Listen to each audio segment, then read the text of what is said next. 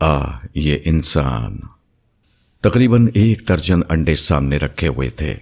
بظاہر سب انڈے تھے، سب اوپر سے دیکھنے میں اچھے لگتے تھے، مگر جب توڑا گیا تو ایک کے بعد ایک سب خراب نکلتے چلے گئے۔ آخر میں یہ معلوم ہوا کہ ان میں کوئی ایک بھی اچھا نہ تھا، سارے انڈے اندر سے خراب انڈے تھے، اگرچہ بظاہر اوپر سے اچھے نظر آتے تھے۔ ایسا ہی کچھ حال آج کل انسانوں کا ہو رہا ہے۔ بظاہر دیکھنے میں ہر آدمی آدمی ہے، وہ عمدہ کپڑے پہنے ہوئے ہے، وہ خوبصورت باتیں کرتا ہے، اوپر سے ہر آدمی اچھا آدمی معلوم ہوتا ہے۔ ہر آدمی کے پاس اپنے کارناموں کی ناختم ہونے والی داستانیں ہیں، مگر جب تجربہ کیجئے تو معلوم ہوتا ہے کہ وہ اندر سے کچھ اور تھا۔ اوپر کے خوبصورت خول کے اندر ایک انتہائی بدحیت اور بالکل مختلف قسم کا انسان چھپا ہوا تھا۔ جب کسی سے لین دین ہوتا ہے، جب کوئی واقعی معاملہ پڑتا ہے، جب شکایت اور تلخی کا کوئی موقع سامنے آتا ہے، جب کسی کے مفاد اور مصلحت پر زر پڑتی ہے، تو اس وقت معلوم ہوتا ہے کہ اندر کا اصلی انسان وہ نہ تھا جو اوپر سے دکھائی دے رہا تھا۔ خوبصورت کپڑوں کے اندر جو چیز چھپی ہوئی ہے وہ گندگی کے سوا اور کچھ نہیں۔ خود غرضی، سطحیت، ظاہرداری، فخر، حسد، غرور، موقع پرستی، تعصب، استحصال، یہی وہ چیزیں ہیں جو لوگ اپنے خوبصورت جسموں کے اندر چھپائے ہوئے ہیں۔ ہر آدمی بظاہر اچھا انڈا ہے، مگر توڑنے کے بعد ہر آدمی خراب انڈا ہے۔ یہی آج کی انسانی دنیا ہے۔ گہرائی کے ساتھ دیکھیے تو آج کی دنیا میں صرف 2 چیزیں نظر آتی ہیں: دکھ کی آہیں یا ظلم کے قہقہے۔ کچھ لوگ بے انصافیوں کا شکار ہو کر آہیں بھر رہے ہیں، کچھ لوگ اپنے حیوانی ارادوں کی تکمیل کر کے فتح کے قہقہے لگا رہے ہیں، کچھ لوگ بے شعوری کے گڑھے میں پڑے ہوئے ہیں اور کچھ لوگ بے حسی کے گڑھے میں۔ مگر یہ صورت باقی رہنے والی نہیں۔ بہت جلد وہ وقت آنے والا ہے جبکہ انسان اپنے آپ کو ایک اور دنیا میں پائے گا، ایک ایسی دنیا جہاں فیصلے کا سارا اختیار خدا کو ہوگا، نہ کہ انسان کو۔ زبان والے بے زبان ہو جائیں گے۔ قدیم عرب میں ایک شخص جمیل بن معمر الجمعی تھا۔ وہ بہت ذہین آدمی تھا۔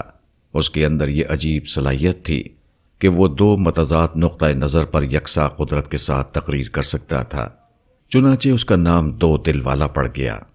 اس قسم کے کردار مختلف شکلوں میں ہر زمانے میں پائے گئے ہیں، مگر 2 دل ہونا خدا کے مقرر کیے ہوئے فطری نقشے سے انحراف کرنا ہے۔ یہ خدا کی دنیا میں ایک ناپسندیدہ چیز ہے، نہ کہ کوئی پسندیدہ چیز۔ اس لیے قرآن میں فرمایا گیا ہے کہ اللہ نے کسی انسان کے 2 دل نہیں بنائے۔ سورہ احزاب آیت 4۔ یعنی جب عضویاتی تخلیق میں انسان کو 2 دل والا نہیں بنایا گیا ہے تو سوچ اور جذبات کے اعتبار سے بھی 2 دل والا ہونا اس کے لیے صحیح نہیں ہو سکتا۔ موجودہ دنیا میں چونکہ انسان کو آزادی حاصل ہے، اس لیے یہاں کوئی شخص ایسا کر سکتا ہے کہ وہ ایک معاملے میں ایک طرز پر سوچے اور دوسرے معاملے میں دوسرے طرز پر سوچے۔ وہ ایک مجمع میں ایک ڈھنگ پر بولے اور دوسرے مجمع میں دوسرے ڈھنگ پر تقریر کرے۔ وہ جسم کے اعتبار سے ایک دل والا انسان ہونے کے باوجود ذہن اور زبان کے اعتبار سے 2 دل والا انسان بن کر رہے، بلکہ کئی دل والا انسان بن جائے۔ مگر ایسی ہر صورت خدا کے تخلیقی نقشے کی خلاف ورزی ہے۔ وہ فطرت کے مقررہ راستے سے انحراف کرنا ہے۔ موجودہ دارالامتحان میں کوئی ایسا شخص ایسا متضاد رویہ اختیار کر کے کامیاب ہو سکتا ہے، مگر آخرت کی حقیقی اور معیاری دنیا میں اس قسم کا خلاف فطرت رویہ بالکل بے قیمت ہو کر رہ جائے گا۔ اس قسم کا انداز اختیار کرنے والا آدمی موجودہ دنیا میں خوب کامیاب رہتا ہے۔ وہ ہر طبقے کے لوگوں سے ان کے حسب حال بات کرتا ہے۔ وہ جس سے ملتا ہے، جہاں جاتا ہے، ہر جگہ وہی بات کہتا ہے جو وہاں کے لوگوں کی پسند کے مطابق ہو۔ مگر ایسی ہوشیاری صرف موجودہ دنیا میں کسی کے کام آ سکتی ہے، کیونکہ یہ دنیا سچائی کے ظہور کی دنیا نہیں۔ آخرت سچائی کی ظہور کی دنیا ہوگی۔ وہاں حق حق کی صورت میں اور باطل باطل کی صورت میں ظاہر ہو جائے گا۔ وہاں 2 دل والے جیسے ماہرین بالکل بے قیمت ہو جائیں گے۔ وہ ساری مہارت کے باوجود ایسا محسوس کریں گے جیسے ان کے پاس زبان ہی نہیں جس سے وہ بولیں، اور ان کے پاس قلم ہی نہیں جس سے وہ کچھ لکھ سکیں۔ کیسا عجیب! میں شہر کی ایک پر رونق سڑک کے کنارے کھڑا تھا۔ تیز رفتار سواریاں مسلسل میرے سامنے سے گزر رہی تھیں۔ وہ انسانوں کو لیے ہوئے ادھر سے ادھر جا رہی تھیں، جیسے وہ کسی منزل کی طرف رواں ہوں، جیسے وہ کسی پہنچنے کی جگہ پر پہنچنا چاہتی ہوں۔ یہ دیکھ کر مجھے ایسا معلوم ہوا جیسے یہ سواریاں نہیں ہیں بلکہ خدا کے فرشتے ہیں جو انسانوں کو لیے ہوئے تیزی سے بھاگ رہے ہیں تاکہ جلد از جلد تمام انسانوں کو اس کے خالق و مالک کے دربار میں پہنچا دیں۔ لوگ سمجھتے ہیں کہ وہ اپنی منزل کی طرف جا رہے ہیں، حالانکہ وہ خدا کی منزل کی طرف لے جائے جا رہے ہیں، نہ کہ اپنی کسی منزل کی طرف۔ زندگی کیا ہے؟ موجودہ دنیا میں امتحان کی مہلت۔ موت کیا ہے؟ آخرت کی دنیا میں بجبر داخلہ۔ موجودہ دنیا میں ہم ٹھیک ویسے ہی ہیں جیسے طالب علم امتحان ہال میں ہوتا ہے۔ کوئی طالب علم صرف گھنٹہ بجنے تک امتحان ہال میں رہ سکتا ہے، گھنٹہ بجتے ہی وہ اس میں قیام کا حق کھو دیتا ہے۔ اسی طرح موجودہ دنیا میں انسان صرف اس وقت تک ہے جب تک موت یا قیامت کا گھنٹہ نہ بجے۔ گھنٹہ بجنے کے بعد نہ دنیا اس کی رہ جاتی ہے اور نہ وہ دنیا کا۔ انسان سمجھتا ہے کہ میں اپنی دنیا میں ہوں، حالانکہ وہ صرف خدا کی دنیا میں ہے۔ انسان کو جو کچھ ملا ہے وہ خدا کے دیے سے ملا ہے۔ وہ عین اسی لمحے چھن جائے گا جبکہ خدا ان کو چھیننے کا فیصلہ کرے۔ اس کے بعد انسان اپنے آپ کو اس حال میں پائے گا کہ اس کے پاس ان چیزوں میں سے کچھ بھی نہ ہوگا جن کو آج وہ اپنا سمجھ رہا ہے۔ انسان پر وہ دن آنے والا ہے جبکہ وہ بھوکا ہوگا مگر اس کے پاس کھانے کو نہ ہوگا جس سے وہ اپنی بھوک مٹائے۔ وہ پیاسا ہوگا مگر اس کے پاس پانی نہ ہوگا جس سے وہ اپنے سینے کی آگ ٹھنڈی کرے۔ اس پر سختی سردی کا موسم آئے گا مگر اس کے پاس گرم کپڑے نہ ہوں گے جن سے وہ اپنے بدن کو گرم کر سکے۔ اس کو سخت گرمی کا سامنا ہوگا مگر اس کو سایہ نہ ملے گا جس کے نیچے جا کر وہ ٹھنڈک حاصل کرے۔ کیسا عجیب دن انسان پر آنے والا ہے مگر وہ اس سے کتنا زیادہ غافل بنا ہوا ہے۔ جب حقیقت کھلے گی۔ دنیا میں کچھ لوگ وہ ہیں جن کے دل خدا کے آگے جھکے ہوئے نہیں ہیں، وہ دکھاوے کے لیے خدا کو سجدہ کرتے ہیں۔ ایسے لوگوں کا حال آخرت میں یہ بتایا گیا ہے کہ وہاں جب کہا جائے گا کہ اپنے رب کو سجدہ کرو تو وہ وہاں سجدہ نہ کر سکیں گے۔ سورہ نمبر 42 آیت 68۔ سجدہ محض ایک وقتی اور رسمی نوعیت کا جسمانی فعل نہیں، وہ اپنے آپ کو حقیقت اعلیٰ کے آگے جھکانا ہے۔ وہ اپنی پوری زندگی کو حق و صداقت کے تابع بنا دینا ہے۔ اس اعتبار سے دیکھیے تو معلوم ہوگا کہ اس آیت میں محدود معنوں میں صرف سجدے کا ذکر نہیں ہے، بلکہ یہ آیت پوری زندگی کے بارے میں ایک اہم حقیقت کو بتا رہی ہے۔ موجودہ دنیا میں ہر شخص اور ہر قوم کا یہ حال ہے کہ ان کے دل سچائی کے آگے جھکے ہوئے نہیں ہیں۔ انہوں نے اپنے آپ کو حق کے تابع نہیں بنایا ہے، مگر ظاہری رویے میں ہر ایک کو یہ دکھا رہا ہے کہ وہ حق پر قائم ہے۔ ہر ایک اپنی زبان سے ایسے الفاظ بول رہا ہے گویا اس کا کیس انصاف کا کیس ہے، نہ کہ ظلم اور استغلال کا کیس۔ مگر اس قسم کی دھاندلی صرف موجودہ امتحانی دنیا میں ممکن ہے۔ آخرت کے آتے ہی پوری صورتحال بالکل بدل جائے گی۔ بازار میں کھوٹے سکے چل سکتے ہیں مگر بینک میں کھوٹے سکے نہیں چلتے۔ اسی طرح آخرت میں اس کا امکان ختم ہو جائے گا کہ کوئی جھوٹی بات کو سچے الفاظ میں بیان کرے، کوئی بے انصافی کے عمل کو انصاف کا عمل ثابت کرے۔ آخرت میں یہ ہوگا کہ الفاظ جھوٹے معنی کو قبول کرنے سے انکار کر دیں گے۔ کسی کے لیے یہ ممکن نہ ہوگا کہ وہ ظلم کو انصاف بنائے اور باطل کو حق کے لباس میں پیش کرے۔ اس وقت ظاہر اور باطن کا فرق ختم ہو جائے گا۔ آدمی کی زبان وہی بول سکے گی جو اس کے دل میں ہے۔ اس دن ہر آدمی عین اس روپ میں دکھائی دے گا جو با اعتبار حقیقت تھا، نہ کہ اس روپ میں جو وہ مصنوعی طور پر دوسروں کے سامنے ظاہر کر رہا تھا۔ لوگ انسان کے سامنے اپنے آپ کو حق بجانب دکھا کر مطمئن ہیں کہ وہ حق بجانب ثابت ہو گئے، حالانکہ حق بجانب وہ ہے جو خدا کے سامنے حق بجانب ثابت ہو، اور وہاں کا حال یہ ہے کہ وہاں صرف حق ثابت ہوگا اور جو باطل ہے وہ وہاں صرف باطل ہو کر رہ جائے گا۔ چھوڑنے کے لیے برطانوی دور حکومت میں ہندوستان کا دارالسلطنت کلکتہ تھا۔ 1911 میں برطانیہ نے یہ فیصلہ کیا کہ دارالسلطنت کو کلکتے سے دہلی منتقل کر دیا جائے۔ انگریز ماہر تعمیرات سر ایڈون لیوٹینس نے نئے دارالسلطنت کا نقشہ بنایا۔ 1913 میں پرانی دہلی کے جنوب میں رائے سینا پہاڑیوں کے علاقے میں تعمیرات شروع ہوئیں۔ بالآخر وہ عالیشان آبادی وجود میں آئی جس کو نئی دہلی کہا جاتا ہے۔ یہ زمانہ وہ تھا کہ جب ساری دنیا میں ایک نئی سیاسی لہر آ چکی تھی۔ یہ قومی تحریکوں کی لہر تھی۔ سیاسی افکار کی دنیا میں نئے انقلابات نے نوآبادیاتی نظام کا جواز ختم کر دیا تھا۔ ہندوستان میں آزادی کی تحریک تیزی سے جڑ پکڑ رہی تھی۔ بظاہر یہ بات کھل چکی تھی کہ ہندوستان میں برطانیہ کی حکومت اب زیادہ دیر تک باقی رہنے والی نہیں۔ نئی دہلی کی تعمیر کے بعد اسی زمانے میں فرانس کے ایک لیڈر نے ہندوستان کا دورہ کیا۔ جب وہ نئی دہلی آئے اور یہاں نیا تعمیر شدہ عظیم دارالسلطنت دیکھا تو انہوں نے اس پر اظہار رائے کرتے ہوئے کہا، انہوں نے کیسی شاندار دنیا بنائی ہے، صرف اس لیے کہ وہ اسے چھوڑ دیں۔ یہ کہانی صرف برطانیہ کی کہانی نہیں ہے بلکہ تمام انسانوں کی کہانی ہے۔ یہاں ہر آدمی کا حال یہ ہے کہ وہ آرزوؤں اور تمناؤں کو لیے ہوئے دنیا میں داخل ہوتا ہے۔ اپنی تمام قوتوں کا استعمال کر کے وہ اپنا ایک شاندار گھر بناتا ہے، مگر عین اس وقت جب کہ اس کی آرزوؤں کا گھر بن کر مکمل ہوتا ہے، اچانک موت کا فرشتہ آ جاتا ہے اور اس کو اس کی محنتوں سے بنائی ہوئی دنیا سے جدا کر کے وہاں پہنچا دیتا ہے جس کو آرتھر کوسلر نے نامعلوم ملک کا نام دیا ہے۔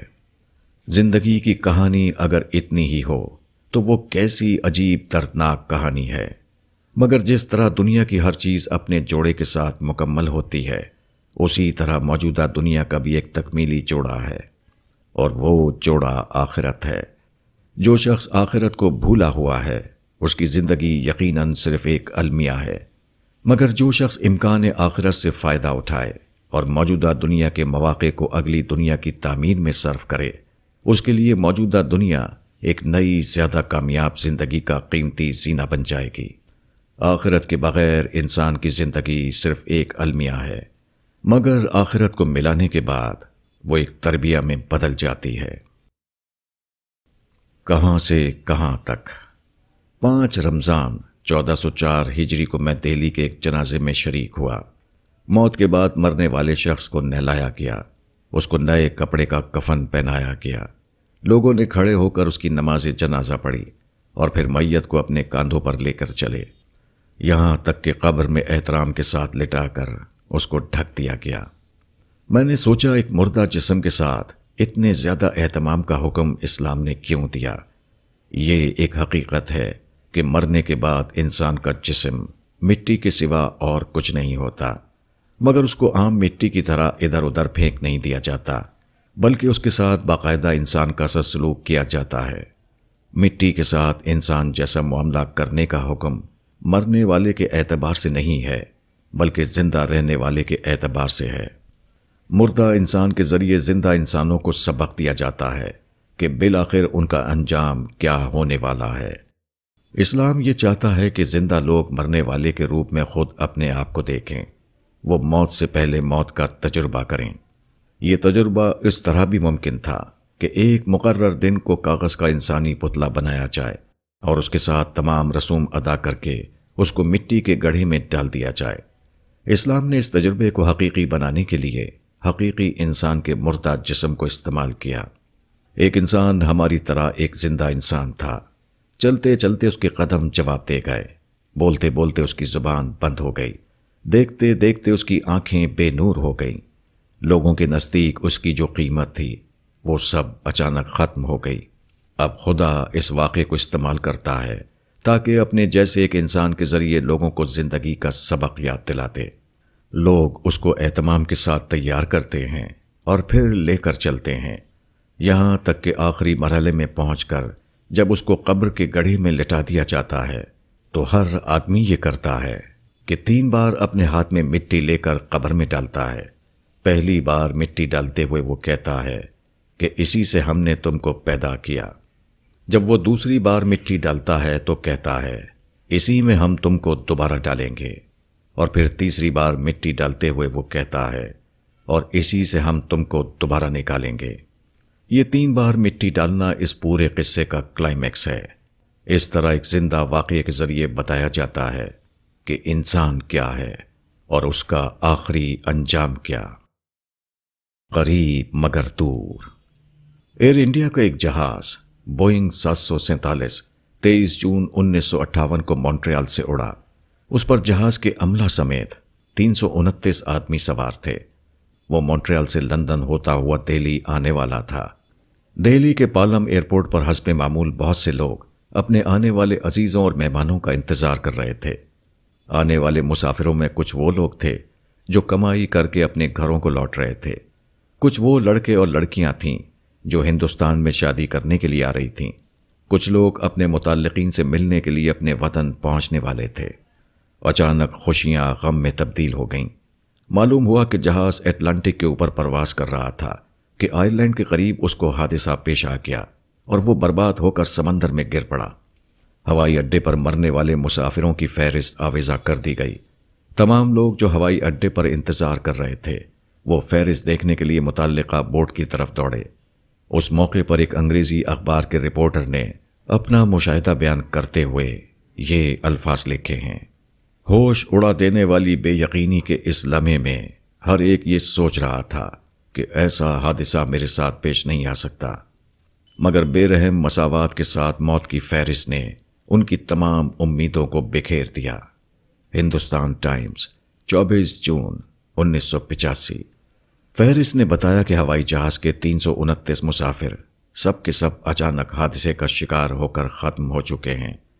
ان میں سے کوئی بھی نہیں جو اپنے انتظار کرنے والوں تک پہنچنے والا ہو۔ ہر روز اس دنیا میں بے شمار آدمی مر رہے ہیں۔ یہ واقعہ لوگوں کو ہلا دینے کے لیے کافی ہے، مگر آدمی کا حال یہ ہے کہ جب وہ کسی کو مرتے ہوئے دیکھتا ہے تو وہ سمجھ لیتا ہے کہ موت صرف دوسروں کے لیے ہے، اس کے اپنے لیے موت نہیں۔ اپنے آپ کو الگ کرنے کی اس نفسیات کا نتیجہ یہ ہے کہ آدمی سبق نہیں لیتا، وہ موت کے عین قریب ہو کر بھی موت کے پیغام کو نہیں سنتا۔ دنیا کی حقیقت۔ مسٹر آر این پانڈے ہندوستانی فوج میں 2nd لیفٹیننٹ تھے۔ وہ 12 نومبر 1983 کو جموں توی ایکسپریس پر سوار ہوئے۔ ٹرین آگے بڑھی تو انہیں احساس ہوا کہ وہ غلط ٹرین پر سوار ہو گئے ہیں۔ انہیں دراصل اتکل ایکسپریس پر سوار ہونا چاہیے تھا۔ جب اوکھلا کا اسٹیشن آیا تو وہ 1st کلاس کا دروازہ کھول کر باہر کود پڑے۔ ٹرین اس وقت پوری رفتار میں تھی۔ وہ پہیے کے نیچے آ گئے اور اسی وقت کٹ کر مر گئے۔ ہندوستان ٹائمز 13 نومبر 1983۔ یہ واقعہ موجودہ دنیا میں انسان کی بے بسی کی ایک تصویر ہے۔ انسان ٹرین بناتا ہے، جب وہ اس پر بیٹھتا ہے تو وہ اس کو لے کر دوڑتی ہے اور منزل پر پہنچا دیتی ہے، مگر اسی ٹرین کے مقابلے میں انسان اتنا کمزور ہے کہ اس کے پہیے کے نیچے آنے کے بعد وہ اس کی عزت سے اپنے آپ کو بچا نہیں سکتا۔ ایک کامیاب انسان ہے، وہ ایک بہت بڑے مکان میں رہتا ہے جو اس کی خوشحال زندگی کی علامت ہے۔ اس کے گھر کے سامنے موٹر کار کھڑی ہوئی ہے جو اس کی شان میں اضافہ کرتی ہے۔ وہ ایک کارخانے کا مالک ہے جو اس کی دولت اور ترقی کا سرچشمہ ہے۔ اس کے بے شمار ساتھی ہیں جو اس کی قوت و شوکت کا زندہ ثبوت ہیں۔ یہ وہ چیزیں ہیں جن سے آدمی کی دنیاوی ترقی کا اندازہ کیا جاتا ہے، لیکن اگر یہ تمام چیزیں سمیٹ کر اوپر سے آدمی کے سر پر گرائی جائیں تو وہ اس کی بربادی کا ذریعہ بن جائیں گی۔ یہ گویا ایک بہت بڑا ملبہ ہوگا جو آدمی کے اوپر پٹخ دیا گیا اور اس کے نیچے دب کر اس کا وجود فنا ہو گیا۔ اس مثال سے سمجھا جا سکتا ہے کہ دنیاوی ترقی کی حقیقت کیا ہے۔ دنیا کی تمام ترقیاں اسی وقت تک ترقیاں نظر آتی ہیں جب تک وہ فریب کے روپ میں ہوں۔ جیسے ہی وہ اپنے اصلی روپ میں آئیں وہ صرف بربادی کا ڈھیر بن جاتی ہیں۔ یہ ترقیاں اپنے آخری انجام کے اعتبار سے کسی کے لیے قبرستان تو بن سکتی ہیں، مگر وہ کسی کے لیے کامیابی کا شاندار محل نہیں بن سکتی۔ لذتیں جنت میں لذت ہیں اور دنیا میں صرف فریب لذت۔ انسان کی غلطی یہ ہے کہ جو چیز جنت میں ملنے والی ہے اس کو وہ موجودہ دنیا ہی میں پانا چاہتا ہے۔ نتیجہ یہ ہے کہ آدمی یہاں بھی محروم رہتا ہے اور وہاں بھی۔ بے خبر انسان۔ آئیوری کوسٹ مغربی افریقہ کا ایک ساحلی ملک ہے۔ یہاں بجلی افراد کے ساتھ پائی جاتی ہے۔ گھروں اور دکانوں کی جگمگاہٹ کی وجہ سے اس کو افریقہ کا شوکیس کہا جاتا ہے۔ ٹائمز آف انڈیا، 4 جنوری 1984۔ دسمبر 1982 میں اچانک وہ ایسا ملک بن گیا جہاں لوگ عالیشان ہوٹلوں میں موم بتی کی روشنی میں کھانا کھائیں اور گھروں اور دفتروں کو بھی موم بتی سے روشن کریں۔ آئیوری کوسٹ میں 92% پن بجلی کا رواج تھا، مگر بارش رک جانے کی بنا پر ڈیم سوکھ گئے تھے اور اکثر ٹربائن کا چلنا بند ہو گیا۔ چنانچہ بجلی کی کٹوتی کا یہ عالم ہوا کہ بسا اوقات مسلسل 18 گھنٹے تک بجلی غائب رہی۔ اس کا نتیجہ یہ ہوا کہ صنعتی پیداوار گھٹ کر 25% رہ گئی۔ Computer, electric type writer, refrigerator اور اکثر بجلی سے چلنے والی چیزیں بند رہنے لگیں۔ بہت سے بڑے بڑے تاجروں نے اس اندیشے سے دفتر جانا چھوڑ دیا کہ کہیں وہ لفٹ میں اٹک کر نہ رہ جائیں۔ ایک تاجر نے اپنا حال بتاتے ہوئے نیو یارک ٹائم کے نمائندے سے کہا کہ سال ہر سال سے میرا یہ حال تھا کہ میں اپنے ایئر کنڈیشن مکان سے ایئر کنڈیشن کار میں اور پھر ایئر کنڈیشن دفتر میں جاتا تھا۔ میں نے کبھی یہ جانا ہی نہیں کہ حقیقتاً آئیوری کوسٹ کتنا زیادہ گرم ہے۔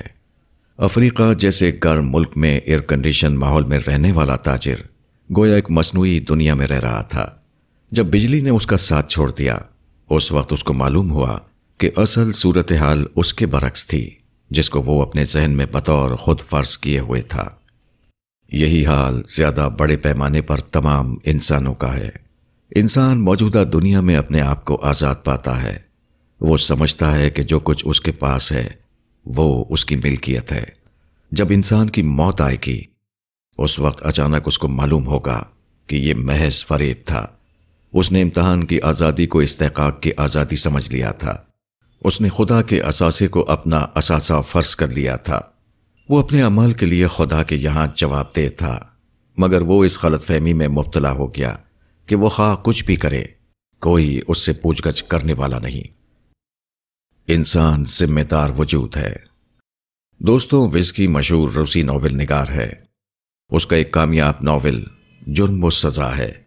اس ناول کا ہیرو ایک بدمزاج، کریہ المنظر اور لاولد بوڑھی عورت کو اس لیے قتل کر دیتا ہے کہ اس کی بڑھتی ہوئی بیکار دولت کو اپنے اعلیٰ تعلیم کے حصول کا ذریعہ بنا سکے۔ جب یہ واقعہ ہوتا ہے تو ناول کے تمام کردار اور خود ناول کا قاری اس کو مجرم قرار دیتے ہوئے نظر آتے ہیں۔ بڑھیا کی دولت اس کے قاتل کے لیے اتنی ہی مفید تھی جتنا کسی شیر کے لیے ہرن کا گوشت ہوتا ہے، مگر شیر ہرن کو مار کر اس کا خون پی جائے تو کسی کو یہ بات عجیب نہیں معلوم ہوتی اور نہ اس کے لیے کوئی تعزیری قانون بنانے کی ضرورت پیش ہوتی ہے۔ مگر اسی قسم کا فعل ایک انسان کرتا ہے تو ساری انسانیت چیخ اٹھتی ہے اور چاہتی ہے کہ قاتل کو اس کے فعل کی پوری سزا دی جائے۔ اس کی وجہ کیا ہے؟ اس کی وجہ صرف ایک ہے، اور وہ یہ کہ انسان کے متعلق یہ سمجھا جاتا ہے کہ وہ ایک ذمہ دار وجود ہے۔ اس کے ہر فعل کو صحیح اور غلط کے ترازو پر تولا جاتا ہے، جبکہ جانور اپنے اندر اس قسم کا کوئی اخلاقی شعور نہیں رکھتے۔ ان کے یہاں صرف مفید اور غیر مفید کی تقسیم ہے، نہ کہ صحیح اور غیر صحیح کی۔ انسان ایک اخلاقی حیوان ہے، جبکہ حیوان صرف حیوان۔ انسان اور حیوان کا یہ فرق بتاتا ہے کہ انسان اور حیوان کا معاملہ یکساں نہیں۔ حیوان کو اس کے اعمال کے لیے کسی اخلاقی عدالت میں کھڑا نہیں کیا جا سکتا۔ جب حیوان کو اعمال کے اخلاقی پہلوؤں کا شعور ہی نہیں تو اس کو اخلاق کی عدالت میں مجرم کیسے ٹھہرایا جا سکتا ہے؟ مگر انسان کا معاملہ سراسر مختلف ہے۔ انسان کے اندر معاملات کے بارے میں اچھے اور برے کا احساس ہونا ہی یہ ثابت کرنے کے لیے کافی ہے کہ انسان اپنے اعمال کے لیے اخلاق کے سامنے جواب دہ ہے۔ جس فعل پر آدمی کا اپنا اندرونی ضمیر اس کو مجرم ٹھہرا رہا ہو، اس کے لیے باہر کی عدالت میں مجرم ٹھہرانا عین فطری ہے۔ تاہم موجودہ دنیا میں ہم دیکھتے ہیں کہ یہاں کوئی ایسی عدالت نہیں جو آدمی کا اخلاقی احتساب کر سکے۔ یہاں آدمی اپنی مجرمانہ کارروائی کو خوبصورت الفاظ میں چھپا سکتا ہے۔ وہ قانونی نقطے نکال کر اپنے آپ کو عدالت کی گرفت سے بچا لیتا ہے۔ وہ زور و قوت کے ذریعے اپنے خلاف تمام زبانوں کو بند کر دیتا ہے۔ یہ صورتحال بتاتی ہے کہ انسان کا اخلاقی احتساب کرنے والی عدالت دنیا کے موجودہ حالات میں قائم نہیں کی جا سکتی۔ اس کے لیے ایک اور دنیا درکار ہے جہاں وہ تمام مواقع کامل صورت میں جمع ہوں جو اس پیچیدہ کام کے لیے ضروری ہیں۔ انسان کا المیہ۔ خدا نے ایک دنیا بنائی، بے حد حسین اور انتہائی لذیذ دنیا۔ خدا نے اس دنیا میں آدمی کے لیے وہ سب کچھ جمع کر دیا جس کو وہ چاہتا ہے۔ اس کے بعد خدا نے اس پرکیف دنیا میں انسان کو بسایا اور لکھ دیا کہ انسان اس دنیا کو صرف دیکھے گا، وہ اس کو پا نہ سکے گا۔ دنیا کا سکھ اور اس کی لذتیں آدمی کو اپنی طرف کھینچتی ہیں، مگر یہ ایک حقیقت ہے کہ اس دنیا کا سکھ اور اس کی لذتیں آدمی کے لیے ناقابل حصول ہیں۔ ایک شخص جس کو دنیا ابھی حاصل نہ ہوئی ہو، وہ اپنے آپ کو جتنا محروم سمجھتا ہے، اتنا ہی وہ شخص بھی اپنے آپ کو محروم پاتا ہے جس کو دنیا اپنی تمام رانائیوں کے ساتھ حاصل ہو گئی ہو۔ بمبئی کا ایک فلم پروڈیوسر ہے گل آنند۔ اس کی شادی ایک خوبصورت عورت سے ہوئی جس کا نام شوبھا تھا۔ بظاہر اس جوڑے کے پاس وہ سب کچھ تھا جس کی کوئی شخص تمنا کر سکتا ہے۔ بمبئی میں ان کے پاس کئی شاندار مکانات تھے جہاں وہ خوشیوں کی جنت میں رہنے لگے، مگر کچھ دنوں کے بعد انہیں ایک کمی کا احساس ہونے لگا۔ وہ دو ہونے کے باوجود ابھی تک اولاد سے محروم ہیں۔ اس احساس نے دونوں کے درمیان ایک خاموش دوری پیدا کرنی شروع کی۔ بالآخر انہوں نے ایک مقامی یتیم خانے سے ایک چھوٹا بچہ اور ایک چھوٹی بچی حاصل کی۔ وہ بیٹے اور بیٹی کے طور پر ان کی پرورش کرنے لگے۔ تاہم یہ مصنوعی تدبیر ان کی محرومی کے احساس کو ختم نہ کر سکی۔ بالآخر دوری یہاں تک بڑھی کہ دونوں الگ الگ مکانوں میں رہنے لگے۔ شوبھا کے ڈاکٹروں نے تجویز کیا کہ اس کو ذہنی اختلال ہے۔ 10 سال تک وہ اس مفروضے کے تحت اس کا علاج کرتے رہے، مگر بے سود۔ بالآخر 8 فروری 1983 کو یہ المناک کہانی ختم ہو گئی۔ شوبھا بمبئی میں پیڈار روڈ کے نیلم پار میں 16ویں منزل پر ایک اپارٹمنٹ میں رہتی تھی۔ اس نے 8 فروری کو اندر سے دروازہ بند کر لیا، پہلے اپنے بچوں کو کھڑکی سے باہر پھینکا اور اس کے بعد خود بھی چھلانگ لگا دی۔ تینوں نیچے گرتے ہی مر گئے۔ انگریزی اخبار کی رپورٹنگ کے مطابق شوبھا کے شوہر گل آنند نے اپنے تاثرات بیان کرتے ہوئے کہا، اپنی بیوی کے ذہنی اختلال کو بیان کرنے کے لیے متعین طبی اصطلاح مجھے معلوم نہیں۔ ٹائمز آف انڈیا، بمبئی، 9 فروری 1983۔ 40 سال بعد 31 جولائی 1984 کو دہلی میں فیض روڈ کے پاس ایک لاش ملی۔ اس کی عمر تقریباً 60 سال تھی اور اس کو بری طرح قتل کر کے ایک پارک میں ڈال دیا گیا تھا۔ پولیس نے کافی کوشش کی اور اشتہارات دیے، مگر مقتول کی شناخت ممکن نہ ہو سکی۔ مقتول کے جسم پر جو قمیض تھی اس پر آزاد ٹیلرز کا لیبل لگا ہوا تھا۔ مزید تحقیق سے معلوم ہوا کہ اس پر کوڈ نمبر 52 بھی درج ہے۔ کافی تلاش و جستجو کے بعد آخرکار پولیس ساون پارک کی ایک چھوٹی سی دکان تک پہنچی۔ اس دکان کے مالک صلاح الدین نے بڑی مشکل سے پانڈے نام کے ایک شخص کی نشاندہی کی۔ اس کے بعد پولیس قریب کے کمال کلاتھ ہاؤس تک پہنچی، جس نے بتایا کہ مذکورہ شخص کا پورا نام دیو نارائن پانڈے تھا۔ اس کا وطن فیض آباد تھا اور کام کے لیے وہ دہلی میں رہتا تھا۔ دیو نارائن پانڈے موزائک فرش کی پالش کا کام کرتا تھا۔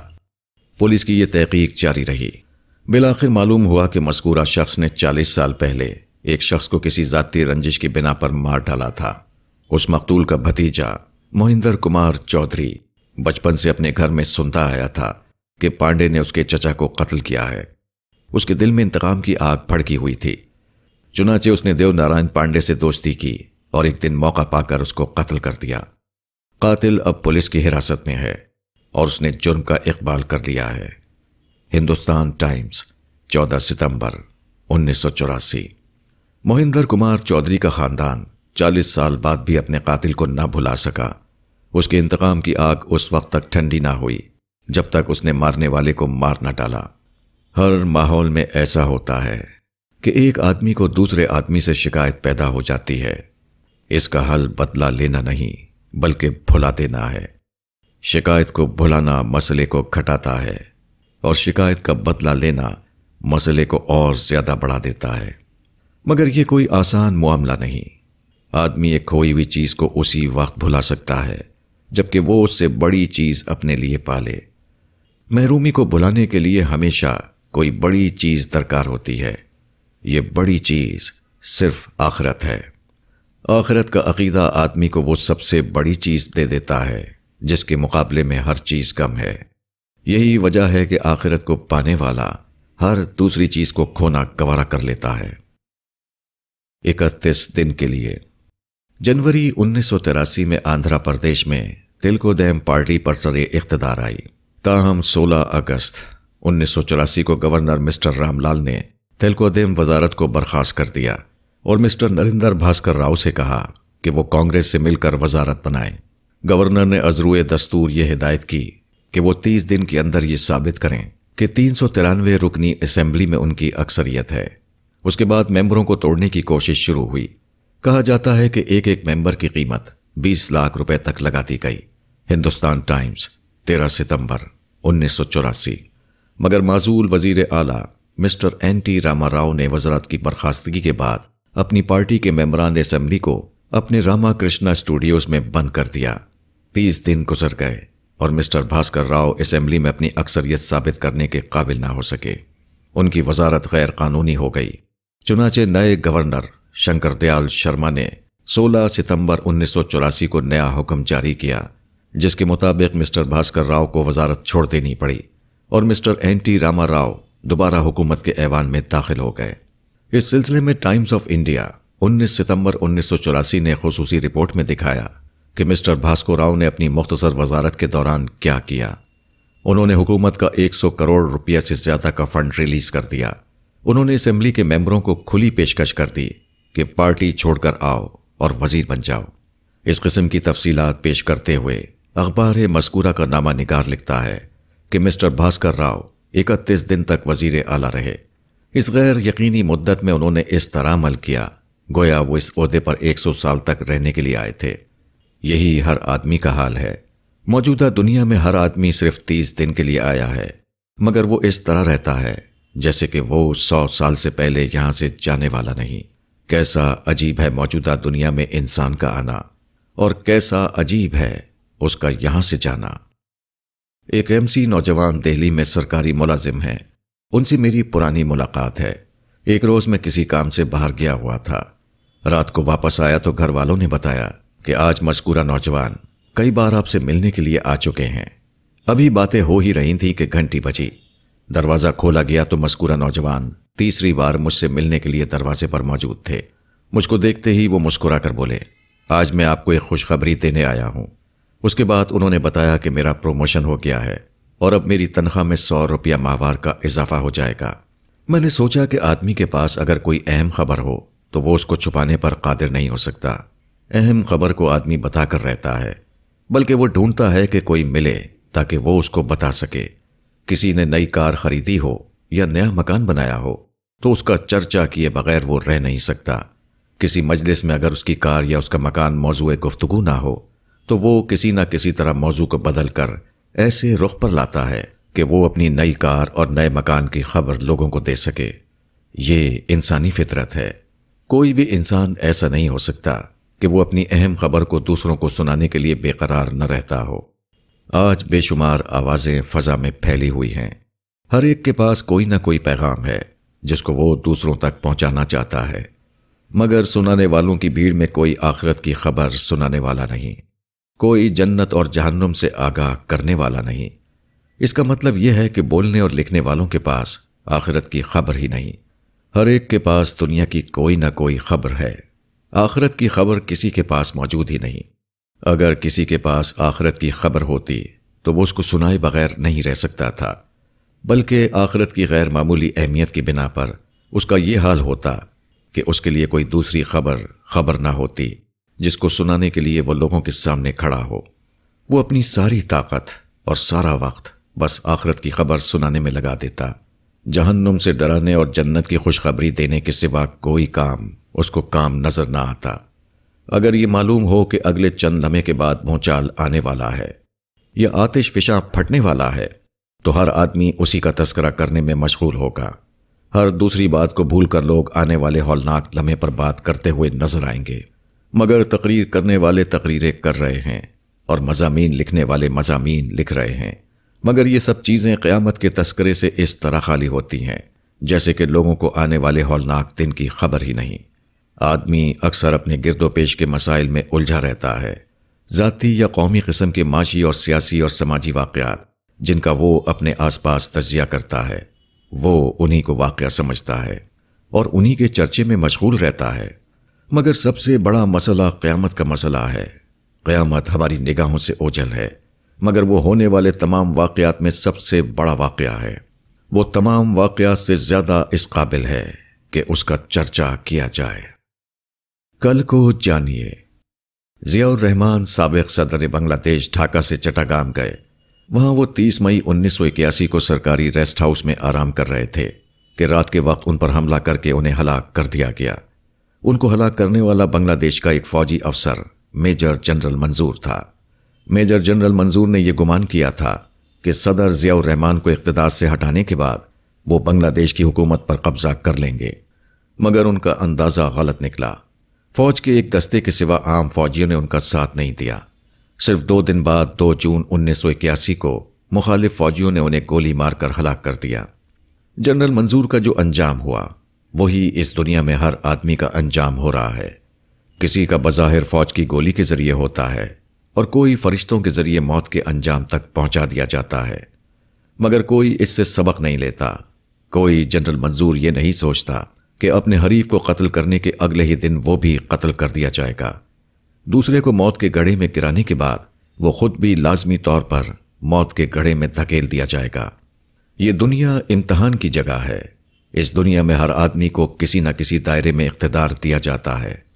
کسی کے اختیار کا دائرہ بڑا ہے اور کسی کا دائرہ چھوٹا، مگر عجیب بات ہے کہ ہر آدمی اپنے دائرے میں وہی بن جاتا ہے جو دوسرا اپنے دائرے میں بنا ہوا ہے۔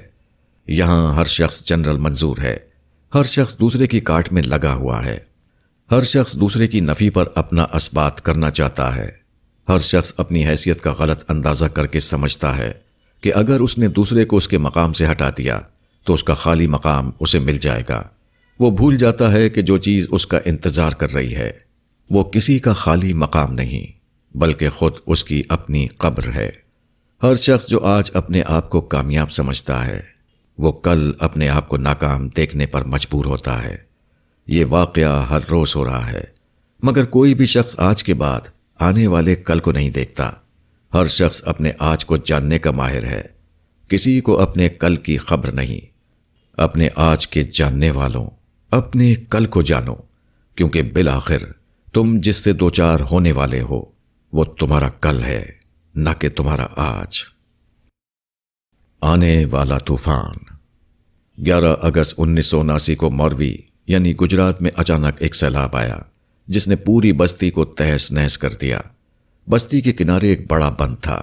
غیر معمولی بارش سے اس کا پانی بہت اونچا ہو گیا، یہاں تک کہ اس نے بند کو توڑ ڈالا۔ ایک مشاہد کے الفاظ میں تقریباً 20 فٹ اونچی پانی کی دیوار اتنی تیزی کے ساتھ بستی کے اندر داخل ہوئی کہ کوئی اس سے بچ نہ سکتا تھا۔ چند گھنٹوں کے اندر پانی کا یہ طوفان بستی کی تمام چیزوں کو برباد کر کے نکل گیا۔ اندازہ ہے کہ تقریباً 25,000 آدمی اس اچانک سیلاب میں مر گئے، جبکہ بستی کی کل آبادی تقریباً 40,000 تھی۔ بربادی کا اندازہ اس سے کیا جا سکتا ہے کہ دیگر چند کے علاوہ صرف مرکزی حکومت نے فوری امداد کے طور پر 5 کروڑ روپے حکومت گجرات کو دیے ہیں۔ ایک انگریزی اخبار کے نامہ نگار ارن کمار نے جو چشمدید رپورٹ ہندوستان ٹائمز 19 اگست 1979 شائع کی ہے، اس میں کہا گیا ہے کہ جو لوگ بچے ہیں ان میں سے ہر شخص کے پاس بتانے کے لیے ایک پردرد کہانی ہے۔ ان کو جو صدمہ اور تکلیف پہنچی ہے اس کے احساس سے وہ ابھی تک نہیں نکل سکے ہیں۔ کچھ کا حال یہ ہے کہ انہوں نے اپنی گویائی کھو دی ہے، وہ بالکل سراسیمہ اور ہکا بکا دکھائی دیتے ہیں۔ ایک اور خبر میں بتایا گیا ہے کہ ایک تباہال زمیندار کو اس وقت حیرتناک خوشی ہوئی جب سرکاری ذمہ داروں نے اس کو 18,000 روپے نقد اور 225 گرام سونے کے زیورات یہ کہہ کر دیے کہ یہ تمہارے گھر کے اندر سے دستیاب ہوئے ہیں۔ ہندوستان ٹائمز 20 اگست 1979۔ اس طرح کے واقعات جو زمین پر روزانہ ہوتے رہتے ہیں وہ اس لیے ہوتے ہیں تاکہ آدمی آخرت کے دن کو یاد کرے۔ آخرت کا عظیم تر سیلاب بھی بالکل اچانک آئے گا۔ بہت سے لوگ اس دن اس طرح برباد ہوں گے کہ ان کے الفاظ کے ذخیرے تک ختم ہو جائیں گے جو دنیا میں ہر آدمی کو نہایت وافر مقدار میں حاصل ہیں۔ ان کی چلتی ہوئی زبانیں بند ہو جائیں گی، وہ سراسیمہ نظروں سے اپنی ہولناک بربادی کو دیکھیں گے اور کچھ بول نہ سکیں گے۔ دوسری طرف کچھ ایسے لوگ بھی ہوں گے جن کو یہ خوشخبری دی جائے گی کہ ہلاکت اور بربادی کے عمومی طوفان نے تم کو کچھ نقصان نہیں پہنچایا، تمہارا بہترین اثاثہ اللہ کے مزید انعام کے ساتھ آج تمہارے حوالے کیا جائے گا۔ ایک ہی سیلاب کچھ لوگوں کو جہنم میں دھکیل دے گا اور کچھ لوگوں کے لیے وہ جنت کی ابدی خوشیوں میں داخلے کا دن بن جائے گا۔ سیلاب سے پہلے آدمی کا حال یہ ہے کہ وہ اپنی ہر ظالمانہ روش کو درست ثابت کرنے کے لیے شاندار الفاظ پا لیتا ہے، مگر سیلاب کی ہولناکی کو دیکھتے ہی اس کا سارا زور ختم ہو جائے گا اور ایسا معلوم ہوگا گویا اس کے پاس الفاظ ہی نہیں ہے جن سے وہ اپنی روش کی صفائی پیش کر سکے۔ اس وقت کیا ہوگا؟ بخاری نے حضرت عبداللہ بن مسعود سے روایت کیا ہے، وہ کہتے ہیں رسول اللہ صلی اللہ علیہ وسلم نے مجھ سے کہا کہ مجھے قرآن کا کوئی حصہ پڑھ کر سناؤ۔ میں نے کہا اے خدا کے رسول صلی اللہ علیہ وسلم، میں آپ کو قرآن سناؤں اور وہ آپ کے اوپر اترا ہے؟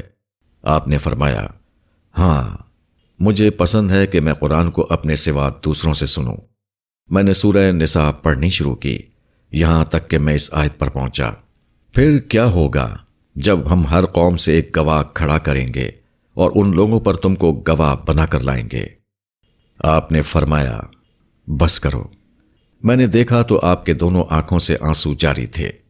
وہ وقت کیسا عجیب ہوگا جب خدا کی عدالت قائم ہوگی، کسی کے لیے ڈھٹائی اور انکار کا موقع نہ ہوگا۔ وہی شخص جس کو دنیا میں لوگوں نے بے قیمت سمجھ کر نظر انداز کر دیا تھا، اسی کو خدا کی طرف سے اس خاص بندے کی حیثیت سے سامنے لایا جائے گا جس کو خدا نے اپنی طرف سے لوگوں کے آنے والے دن سے باخبر کرنے کے لیے چنا تھا، جس کو لوگوں نے اپنے درمیان سب سے کمزور آدمی سمجھ لیا تھا۔ وہی اس وقت خدا کے حکم سے وہ شخص ہوگا جس کی گواہی پر لوگوں کے لیے جنت اور جہنم کا فیصلہ کیا جائے گا۔ ان لوگوں کا اس وقت کیا حال ہوگا جو دنیا میں بہت بولنے والے تھے مگر وہاں اپنے آپ کو گونگا پائیں گے، جو دنیا میں عزت اور طاقت والے سمجھے جاتے تھے وہاں اپنے آپ کو بالکل بے زور دیکھنے پر مجبور ہوں گے۔ جب ان کا ظاہری پردہ اتارا جائے گا اور لوگ دیکھیں گے کہ دین کا لبادہ پہننے والے دین سے بالکل خالی تھے، جب کتنی سفیدیاں کالی نظر آئیں گی اور کتنی رونقیں اتنی قبیح ہو جائیں گی کہ لوگ اس کی طرف نظر کرنے سے بھی گھبرائیں گے۔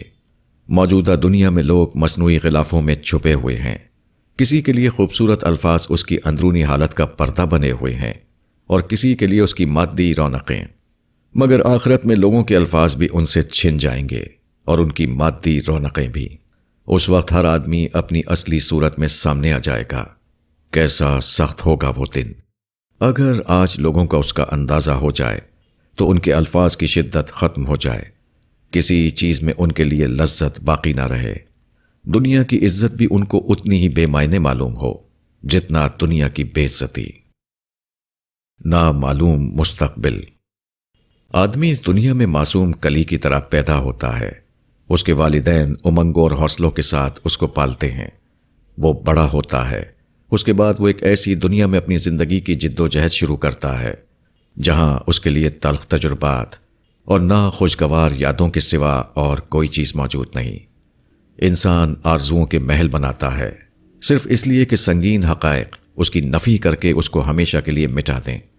وہ حوصلوں کی دنیا آباد کرتا ہے مگر اس کے حوصلے صرف اس کے دماغ میں رہ جاتے ہیں، وہ خارجی دنیا میں واقعہ نہیں بنتے۔ وہ امیدیں قائم کرتا ہے مگر بہت جلد اس کو معلوم ہوتا ہے کہ اس کی امیدیں فرضی سپنے کے سوا اور کچھ نہ تھیں۔ ایسا معلوم ہوتا ہے کہ زندگی ایک نازک شیشہ ہے جو صرف اس لیے دنیا میں آتی ہے کہ حالات کی چٹان سے ٹکرا کر چور چور ہو جائے۔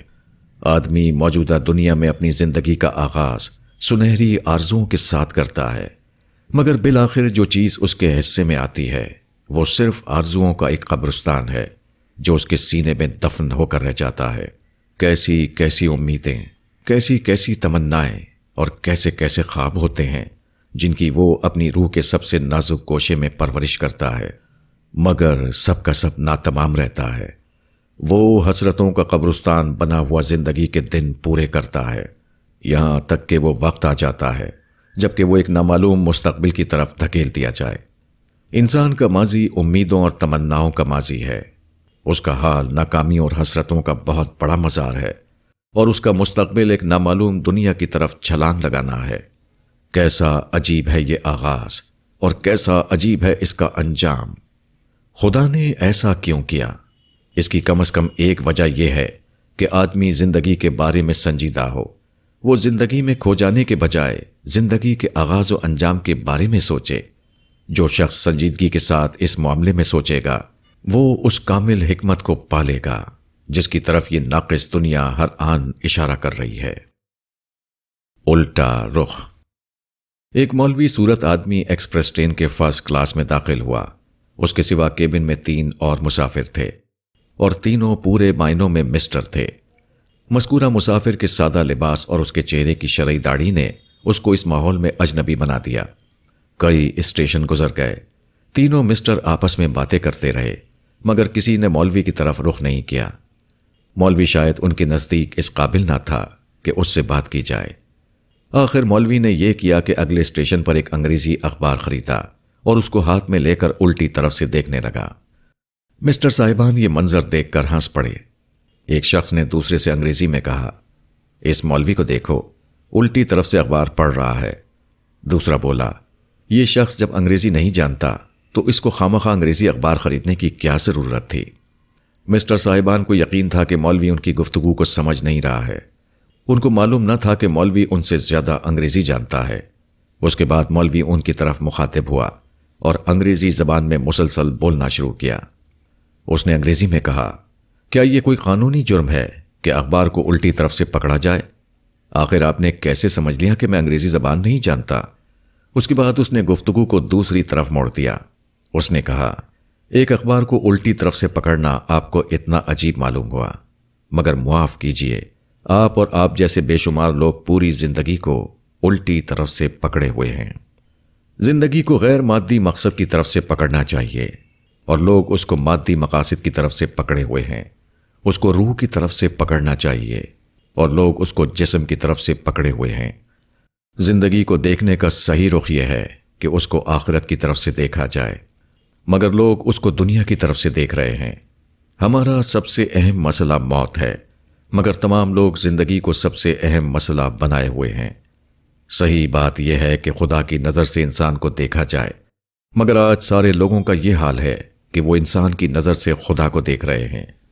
اخبار کا الٹا رخ ہر ایک کو دکھائی دے رہا ہے، اور زندگی کا الٹا رخ کسی کو نظر نہیں آتا۔ کیسے عجیب ہیں وہ لوگ جو اپنے آپ کو دیکھنے والا سمجھتے ہیں، مگر ان کو وہی چیز دکھائی نہیں دیتی جس کو انہیں سب سے زیادہ دیکھنا چاہیے۔ انجینئرنگ کافی نہیں۔ ڈاکٹر فضل الرحمان خان دنیا کے مشہور ترین تعمیراتی انجینئر تھے۔ وہ ڈھاکہ میں پیدا ہوئے، کلکتہ میں تعمیراتی انجینئرنگ کی تعلیم حاصل کی، اس کے بعد اسی فن میں امریکہ سے ڈاکٹریٹ کی ڈگری لی۔ 1963 میں انہوں نے شکاگو میں 43 منزلہ عمارت کا ٹھیکہ لے کر اپنی عملی زندگی کا آغاز کیا۔ اپنی غیر معمولی ذہانت کی وجہ سے انہوں نے اس میدان میں مجتہدانہ کارنامے انجام دیے۔ شکاگو میں 110 منزلہ عمارت بنانے کے بعد انہوں نے جدید تعمیرات میں عالمی شہرت حاصل کی۔ دنیا کی یہ سب سے اونچی عمارت ان کے اپنے وضع کردہ غیر روایتی اصولوں پر بنائی گئی ہے، جس کی یہ سب سے اونچی عمارت، جس کو ٹیوبلر ڈیزائن کہا جاتا ہے۔ ہندوستان ٹائمز، 9 مئی 1982۔ ڈاکٹر فضل الرحمان خان کو اپنی اس غیر معمولی کامیابی کے باوجود قلبی سکون حاصل نہ تھا۔ مسٹر کے ایم املادی 1972 میں فضل الرحمان خان کے شکاگو دفتر میں ملے تھے۔ مسٹر املادی نے انہیں ان کی کامیابیوں پر مبارکباد دی، مگر ڈاکٹر فضل الرحمان نے اس کو سادہ چہرے کے ساتھ سنا۔ انہوں نے گفتگو کے دوران مسٹر املادی سے کہا کہ زندگی انجینئرنگ سے زیادہ ہے۔ 27 مارچ 1982 کو ڈاکٹر فضل الرحمان خان کا اچانک اس وقت انتقال ہو گیا جبکہ ان کی عمر صرف 52 سال تھی۔ فضل الرحمان خان نے تعمیراتی انجینئرنگ میں جو اجتہادی اصول وضع کیے، ان کو مزید آگے بڑھاتے ہوئے جرمن انجینئر رابرٹ گیبریل نے 365 منزلہ عمارت کا منصوبہ بنایا، جو زمین سے 1 میل اونچی ہوگی۔ مسٹر املادی نے اپنی ملاقات میں ڈاکٹر فضل الرحمان خان سے پوچھا کہ کیا وہ ایسی عمارت کی تعمیر کو ممکن سمجھتے ہیں؟ فضل الرحمان خان نے اس بات میں جواب دیا۔ اس واقعے کا ذکر کرتے ہوئے مسٹر املادی اپنے مضمون کو اس جملے پر ختم کرتے ہیں کہ آئندہ یورپ اور امریکہ میں ایسی اونچی عمارتیں کھڑی ہو چکی ہوں گی، مگر افسوس کہ وہی آدمی ان کو دیکھنے کے لیے موجود نہ ہوگا جس نے ایسی عمارتوں کی تعمیر کو ابتدائی طور پر ممکن بنایا تھا۔ دنیا اور آخرت۔ انسان کی سب سے بڑی طلب کیا ہے؟ یہ کہ اس کو خوشیوں سے بھری ہوئی ایک زندگی حاصل ہو۔ یہی ہر زمانے میں آدمی کا سب سے بڑا خواب رہا ہے۔ ہر آدمی اسی تمنا کو لے کر جیتا ہے، مگر ہر آدمی اس تمنا کی تکمیل کے بغیر مر جاتا ہے۔ سارے فلسفے اور نظریات، تمام انسانی کوششیں اسی ایک چیز کے گرد گھوم رہی ہیں، مگر آج تک انسان نہ فکری طور پر اس کو دریافت کر سکا اور نہ عملی طور پر اس منزل تک پہنچنے میں کامیاب ہو سکا۔ اس ناکامی کی وجہ صرف ایک ہے، تمام لوگ اپنے خواب کی تعبیر اسی موجودہ دنیا میں پانا چاہتے ہیں، مگر ہزاروں برس کے تجربے نے صرف ایک چیز ثابت کی ہے، یہ کہ موجودہ دنیا اس آرزو کی تکمیل کے لیے ناکافی ہے۔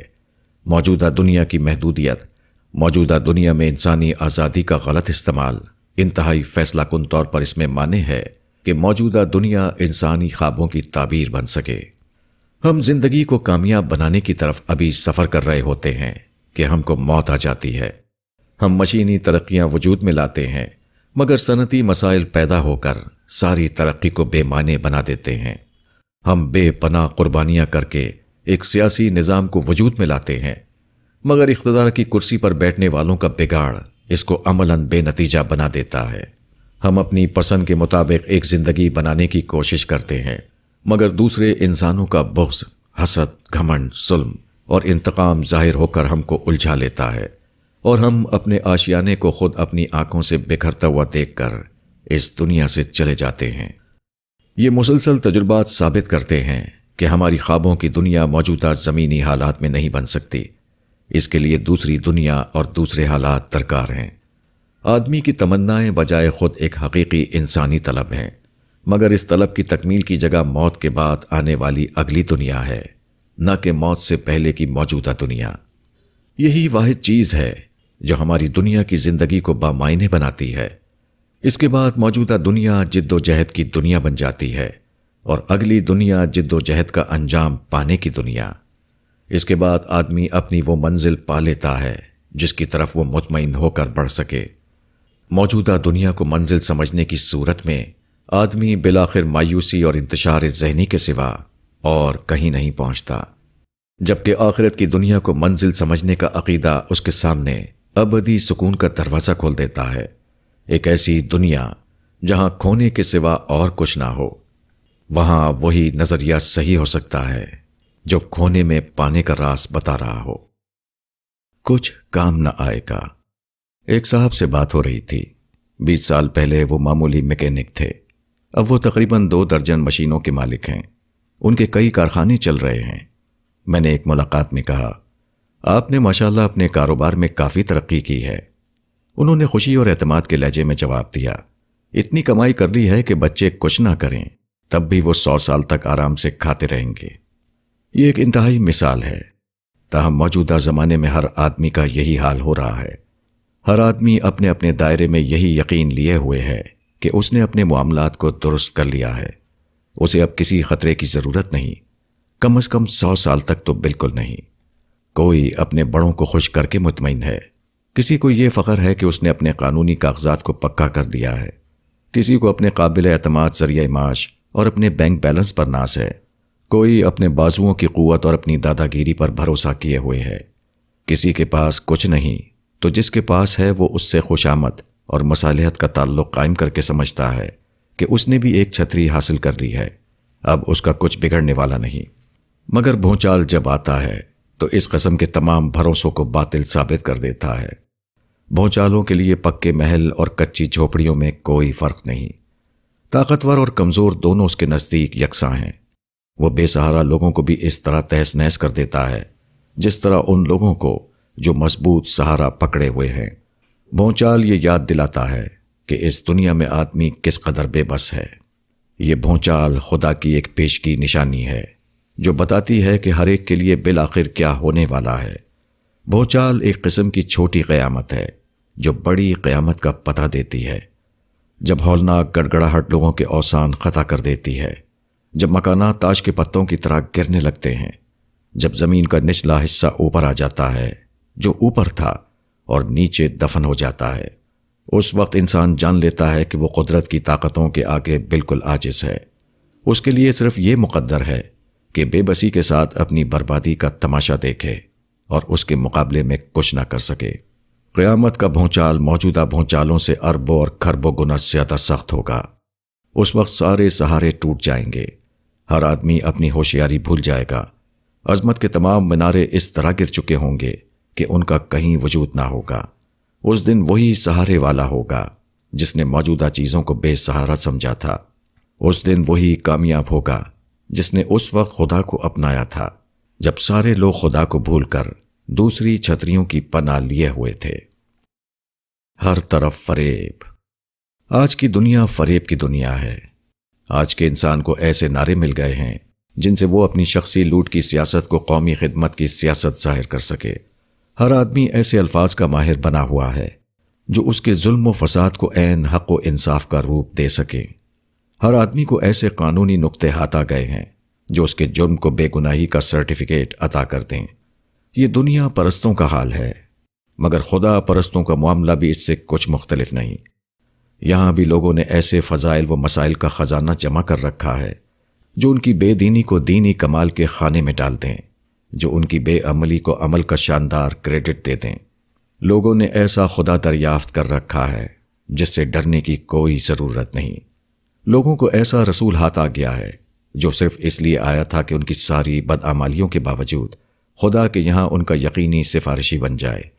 لوگوں کو ایسی آخرت مل گئی ہے جہاں جنت صرف اپنے لیے ہے اور جہنم صرف دوسروں کے لیے۔ لوگوں کو ایسی نمازیں حاصل ہو گئی ہیں جن کے ساتھ کبر اور حسد جمع ہو سکتا ہے۔ لوگوں کو ایسے روزے معلوم ہو گئے ہیں جو جھوٹ اور ظلم سے فاسد نہیں ہوتے۔ لوگوں کو ایسا دین ہاتھ آ گیا ہے جو صرف بحث و مباحثہ کرنے کے لیے ہے، نہ کہ عمل کرنے کے لیے۔ لوگوں کو اسلامی دعوت کے ایسے نسخے معلوم ہو گئے ہیں جو ان کی شخصی قیادت اور قومی سیاست کو اسلام کا لباس اوڑھا دیں، مگر جھوٹا سونا اسی وقت تک سونا ہے جب تک وہ کسوٹی پر کسا نہ کیا ہو۔ اسی طرح فریب کا یہ کاروبار بھی صرف اسی وقت تک ہے جب تک خدا ظاہر ہو کر اپنے انصاف کی ترازو کھڑا نہ کر دے۔ آج امتحان کی آزادی ہے۔ آج آدمی کو موقع ہے کہ جو چاہے کرے، مگر جب امتحان کی مدت ختم ہوگی تو آدمی اپنے آپ کو بالکل بے بس پائے گا۔ وہ بولنا چاہے گا مگر اس کے پاس الفاظ نہ ہوں گے کہ وہ بولے۔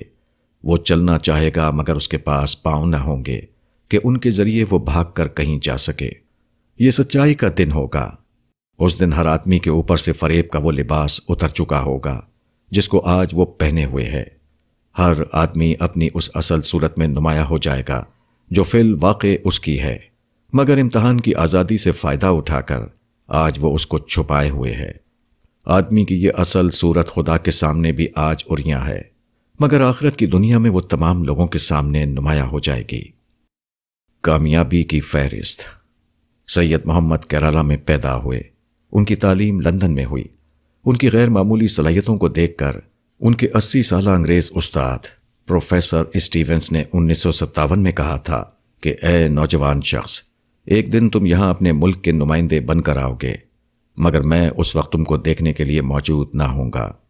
یہ پیشن گوئی 23 سال بعد پوری ہوئی اور مسٹر سید محمد ہندوستان کے ہائی کمشنر بن کر لندن گئے۔ سید محمد نے بیرسٹری سے اپنی زندگی کا آغاز کیا۔ اس کے بعد انہیں بہت سے اعلیٰ عہدے ملے۔ وہ اقوام متحدہ میں ہندوستان کے مندوب تھے، کیرالہ کابینہ میں وزیر ہوئے، مائنورٹیز کمیشن کے چیئرمین مقرر ہوئے، وغیرہ وغیرہ۔ سید محمد کے خاص دوستوں میں ایک مسٹر خوشونت سنگھ بھی تھے۔ انہوں نے سید محمد کے بارے میں ایک مضمون لکھتے ہوئے اس کو اس پیراگراف پر ختم کیا ہے: سید محمد کا شوق سیاست اور قانون تھا۔ انہوں نے کانگریس آئی کے ٹکٹ کے لیے درخواست دی تھی تاکہ حالیہ پارلیمنٹری میں الیکشن لڑ سکیں۔ اپنے حالات کے لحاظ سے وہ ضرور کامیاب ہوتے۔ کیرالہ ریاستی کانگریس ذمہ داروں نے انہیں ٹکٹ دینے سے انکار کیا۔ اس واقعے نے سید محمد کا دل توڑ دیا اور ایک ماہ بعد اس حادثے نے ان کی زندگی لے لی۔ ہندوستان ٹائمز، 23 مارچ 1985۔ آج انسان کامیابیوں کی فہرست میں صرف ایک کمی کو برداشت نہیں کر پاتا، حالانکہ انسان پر وہ دن آنے والا ہے جب کامیابیوں کی پوری فہرست اس سے چھن جائے گی۔ کیسا عجیب ہوگا وہ دن، اور کیسا عجیب ہوگا اس دن انسان کا حال۔ چھت گر پڑی۔ 1968 کا واقعہ ہے۔ میں اعظم گڑھ کی ایک دکان میں داخل ہوا۔ وہاں میرے ایک جانے پہچانے بزرگ بیٹھے ہوئے تھے۔ میں نے ان کو سلام کیا، مگر انہوں نے کوئی جواب نہیں دیا۔ میں نے دوبارہ سلام کیا، مگر میں نے دیکھا کہ اب بھی وہ خاموش ہیں۔ وہ میری طرف دیکھ رہے تھے مگر کچھ بول نہیں رہے تھے۔ کیا یہ کوئی دوسرے صاحب ہیں؟ میں نے سوچا، مگر میری آنکھیں اس شبہ کی تردید کر رہی تھیں۔ جو شخص میرے سامنے بیٹھا ہوا تھا وہ یقینی طور پر وہی شخص تھا جس کو میں 15 سال سے جانتا ہوں۔ بظاہر یہ بھی ناممکن تھا کہ وہ مجھ کو بھول گئے ہوں۔ دکان کے مالک کو جلد ہی میری حیرانگی کا احساس ہو گیا۔ اس نے بتایا کہ اصل قصہ یہ ہے کہ ان کے ساتھ ایک سخت حادثہ پیش آ گیا ہے جس کی وجہ سے وہ اپنے ہوش و حواس کھو بیٹھے ہیں۔ وہ اپنا نیا مکان بنا رہے تھے۔ دیواریں کھڑی ہو گئیں تو حسب قاعدہ ان کے اوپر سانچہ بنا کر چھت ڈلوائی گئی، مگر ایک ماہ بعد جب سانچہ کھولا گیا تو ساری چھت دھڑام سے گر پڑی۔ اس حادثے کا ان کے دماغ پر اتنا اثر ہوا کہ وہ نیم پاگل ہو گئے۔ اب وہ نہ کوئی کام کرتے ہیں، نہ کھانا کھاتے ہیں اور نہ بولتے ہیں، بس بت کی طرح ادھر ادھر پڑے رہتے ہیں، جیسا کہ اس وقت آپ ان کو دیکھ رہے ہیں۔ مزید تحقیق کے بعد مجھے معلوم ہوا کہ یہاں کچھ لوگوں نے یہ کاروبار کیا ہے کہ سیمنٹ کے رنگ کی مٹی یعنی پینڈول کو باریک پیس کر بوریوں میں بھر دیتے ہیں۔ یہ مٹی دیکھنے میں بالکل سیمنٹ جیسی ہوتی ہے، اس لیے لوگ اس کو سیمنٹ سمجھ کر خرید لیتے ہیں۔ مذکورہ بزرگ کو بھی اتفاق سے اسی قسم کی سیمنٹ مل گئی اور اسی سیمنٹ سے انہوں نے اپنی چھت بنوا دی۔ ظاہر ہے کہ ایسی سیمنٹ سے بنی ہوئی چھت کا وہی انجام ہونا تھا۔ اس طرح کوئی دولت کو اپنی چھت بنائے ہوئے ہے، کسی کو اپنے الفاظ پر بھروسہ ہے، کوئی سمجھتا ہے کہ اس کے ساتھیوں کی مدد اس کے لیے کافی ہے، کوئی بڑوں کا سہارا پکڑے ہوئے ہے، مگر یہ سب جھوٹے سہارے ہیں۔ قیامت جب ظاہری سانچے کو ہٹائے گی تو اچانک لوگوں کی چھت ان کے اوپر اس طرح گر پڑے گی کہ وہاں کوئی تنکا بھی نہ ہوگا جو آدمی کا سہارا بن سکے۔ خدا کی دنیا۔ جب آپ اپنے کمرے میں ہوں تو آپ اس کی چھت کو ناپ کر معلوم کر سکتے ہیں کہ اس کی لمبائی کتنی ہے اور چوڑائی کتنی، مگر جب آپ کھلے میدان میں آسمان کے نیچے ہوتے ہیں تو معلوم ہوتا ہے کہ آسمان کی چھت کی لمبائی اور چوڑائی کو ناپنے کے لیے آپ کے تمام پیمانے ناکافی ہیں۔ یہی حال خدا کی پوری کائنات کا ہے۔ ایک بیج جس طرح بڑھ کر درخت کی ایک نئی دنیا بناتا ہے، اس کو کون بیان کر سکتا ہے؟ سورج کی روشنی، ہواؤں کا نظام، چڑیوں کے نغمے، پانی کے بہتے ہوئے چشمے اور اسی طرح کی بے شمار چیزیں جن کو ہم اپنی آنکھوں سے دیکھتے ہیں، ان کو لفظوں میں بیان کرنا ممکن نہیں۔ سچائی اس سے زیادہ لطیف ہے کہ اس کو انسانی لفظوں میں بیان کیا جا سکے۔ حقیقت یہ ہے کہ جہاں زبان گنگ ہو جاتی ہے وہاں سے حقائق شروع ہوتے ہیں، جہاں الفاظ ساتھ نہیں دیتے وہاں سے معنی کا آغاز ہوتا ہے۔ خدا چپ کی زبان میں بول رہا ہے اور ہم اس کو شور کی زبان میں سننا چاہتے ہیں۔ ایسی حالت میں کیسے ممکن ہے کہ ہم خدا کی آوازوں کو سن سکیں؟ اس دنیا کی سب سے قیمتی باتیں وہ ہیں جو چپ کے بول میں نشر ہو رہی ہیں، مگر جو لوگ صرف شور و غل کی بولیاں سننا جانتے ہوں وہ ان قیمتی باتوں سے اسی طرح نہ آشنا رہتے ہیں جس طرح ایک بہرا شخص کسی عمدہ موسیقی سے۔ خدا کی دنیا بے حد حسین ہے، اس کے حسن کو لفظوں میں بیان نہیں کیا جا سکتا۔ آدمی جب اس دنیا کو دیکھتا ہے تو بے اختیار اس کا جی چاہتا ہے کہ وہ خدا کی اس ابدی دنیا کا باشندہ بن جائے، وہ ہواؤں میں شامل ہو جائے، وہ درختوں کی سرسبزیوں میں جا بسے، وہ آسمان کی بلندیوں میں کھو جائے۔ مگر انسان کی محدودیتیں اس کی اس خواہش کی راہ میں حائل ہیں۔ وہ اپنی محبوب دنیا کو دیکھتا ہے مگر اس میں شامل نہیں ہو پاتا۔ شاید جنت اسی کا نام ہے کہ آدمی کو اس کی محدودیتوں سے آزاد کر دیا جائے تاکہ وہ خدا کی حسین دنیا میں ابدی طور پر داخل ہو جائے۔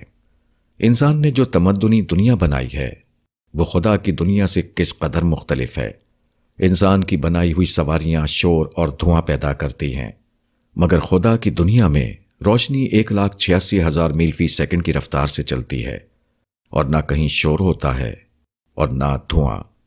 انسان کے درمیان میں اس طرح رہتا ہے کہ ایک دوسرے سے طرح طرح کی تکلیفیں پہنچتی رہتی ہیں، مگر خدا کی دنیا میں ہوا اس طرح گزرتی ہے کہ وہ کسی سے نہیں ٹکراتی۔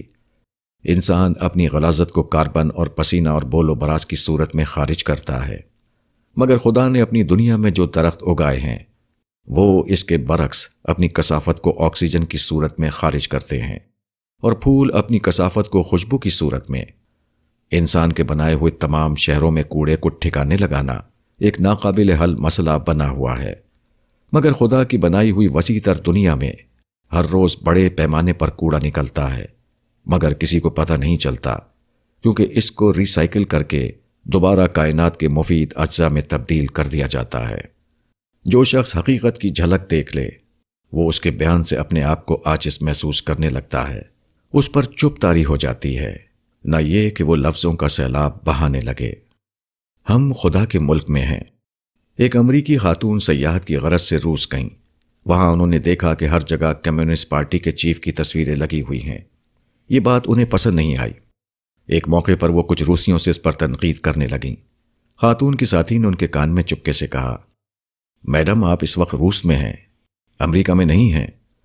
آدمی اپنے ملک میں اپنی مرضی کے مطابق رہ سکتا ہے، لیکن اگر وہ کسی غیر ملک میں جائے تو وہاں اس کو دوسرے ملک کے نظام کی پابندی کرنی پڑے گی۔ اگر وہ وہاں کے نظام کی خلاف ورزی کرے تو وہ مجرم قرار پائے گا۔ ایسا ہی کچھ معاملہ وسیع تر معنوں میں دنیا کا ہے۔ انسان ایک ایسی دنیا میں پیدا ہوتا ہے جس کو اس نے خود نہیں بنایا ہے۔ یہ مکمل طور پر خدا کی بنائی ہوئی دنیا ہے۔ گویا انسان یہاں اپنے ملک میں نہیں ہے، بلکہ خدا کے ملک میں ہے۔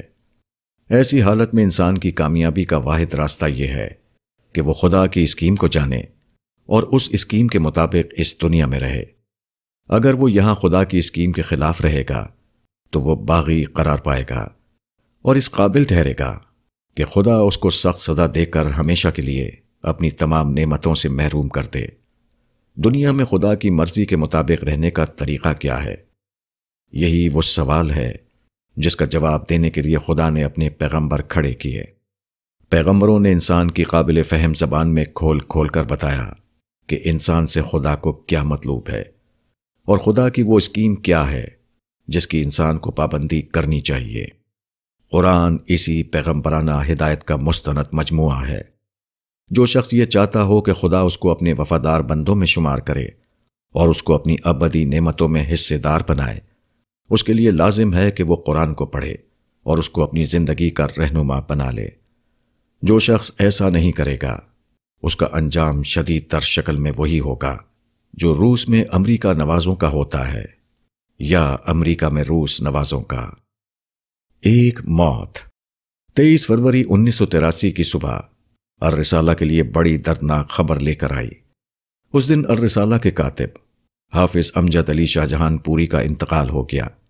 وفات کے وقت ان کی عمر تقریباً 70 سال تھی۔ حافظ امجد علی صاحب نے الرسالہ کی کتابت کا کام اتنی دلچسپی اور لگن کے ساتھ کیا کہ الرسالہ اور امجد علی صاحب دونوں ایک دوسرے کے ہم معنی بن گئے۔